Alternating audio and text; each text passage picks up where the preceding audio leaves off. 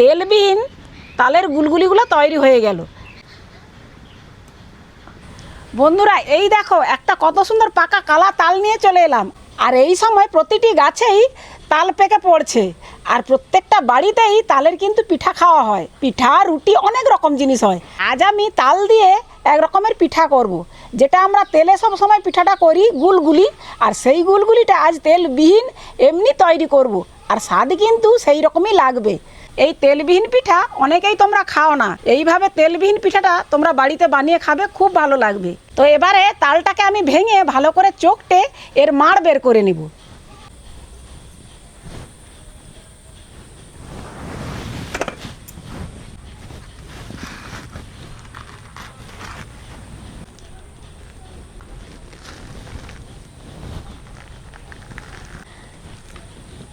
আর তালটা বেশ পাকছেও ভালো।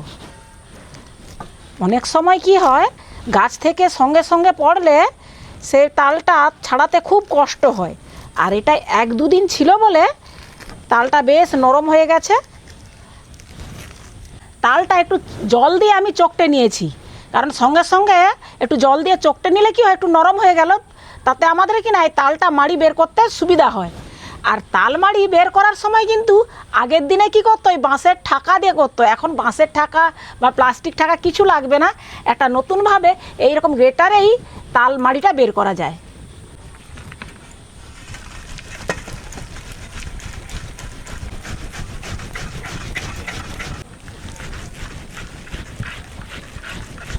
তাল পাখিটা বের করে নিয়েছে। এইবার তাল পাখির মধ্যে এই তালের রুয়াগুলো আছে, সেই রুয়াগুলোকে ছেঁকে নেব। তার জন্য একটা মশারি নিয়ে এর মধ্যে এটা ঢেলে দিব।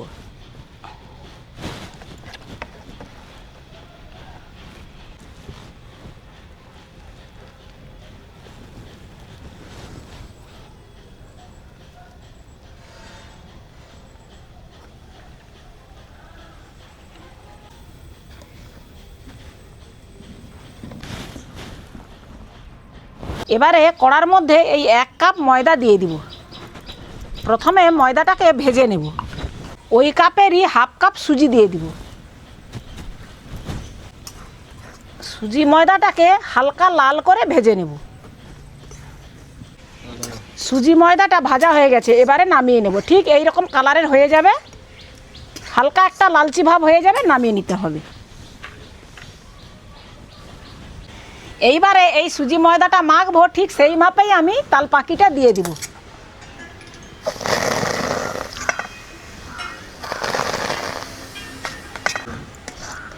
যে কোনো পিঠা করার জন্য তাল পাখিটাকে কিন্তু গরম করে নিতে হবে। গরম করে নিলে এর যে একটা কাঁচা গন্ধটাও দূর হয়ে যায়, আর গরম করে নিলে তার স্বাদটাও ভালো লাগে। এবারে দিয়ে দিব ওই কাপেরই 1/2 কাপ চিনি। এবার মিষ্টিটা যে যার স্বাদ মতো বাড়িয়ে বা কমিয়ে নিতে পারো।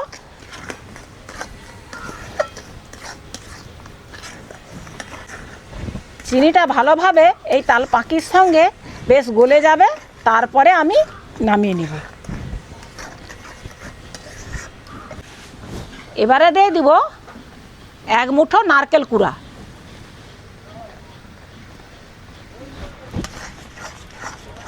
তাল পাখি আর চিনিটা সুন্দরভাবে গলে গেছে। এইবারে এই ভেজে রাখা ময়দা আর সুজিটা দিয়ে দিব। খুব অল্প অল্প করে প্রথমে দিতে হবে।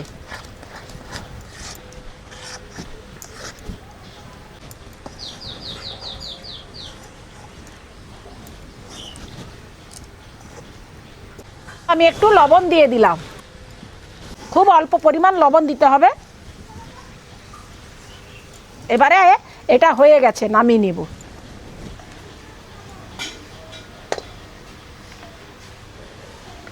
এইটাকে একটু হালকা ঠান্ডা করে নেব।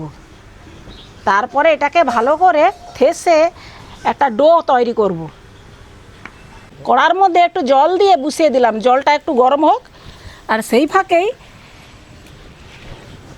এই ময়দাটাকে ভালো করে থেসে নিতে হবে।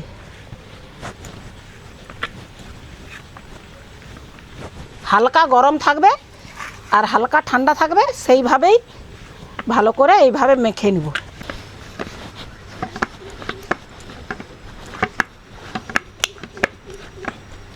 এইভাবে থেসের ডোটা তৈরি করে নিয়েছি।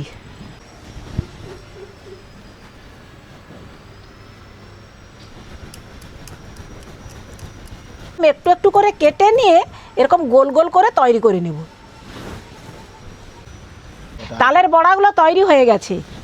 এই কড়ার মধ্যে জল ফুটতেছে, এর মধ্যে এবারে একটা স্ট্যান্ড দিয়ে দিব। আর এই বড়াগুলো এই একটা ছিদ্র কাঁচি নিয়েছি, এই কাঁচির মধ্যে দিয়ে দিব।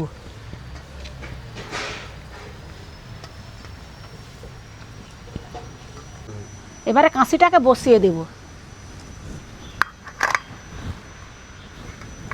এবারে ঢাকা দিয়ে 5 থেকে 7 মিনিট ভাপিয়ে নেব। আমি এবার দেখে নেব। অনেকটা কিন্তু ফুলে গেছে, যেমনটা যে সাইজের করেছিলাম তার থেকে যেন একটু বড় বড় সাইজের দেখাচ্ছে। আর হয়ে গেলে কিন্তু কালারের সম্পূর্ণ চেঞ্জ হয়ে যায়, কালার দেখেই মনে হচ্ছে হয়ে গেছে আমার। এবারে কাঁচিটাকে নামিয়ে নেব।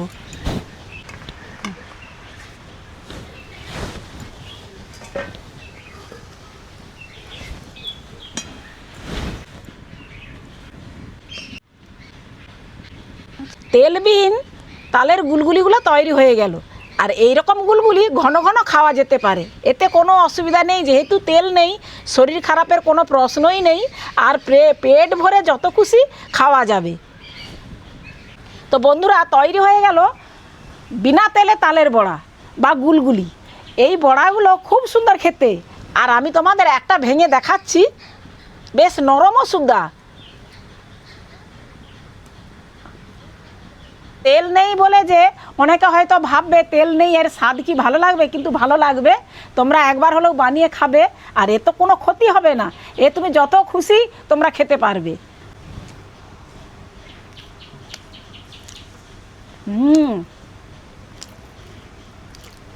বেশ নরম লাগছে, সবটাই একদম ঠিকঠাক। তো বন্ধুরা, তালের সিজনে তো এরকম পিঠা তৈরি করে খেতেই হবে। আর তালের সিজন পালিয়ে গেলে কিন্তু আর হবে না। তো তাল থাকতে থাকতেই তোমরা এইভাবে বানিয়ে খাবে, খুব ভালো লাগবে।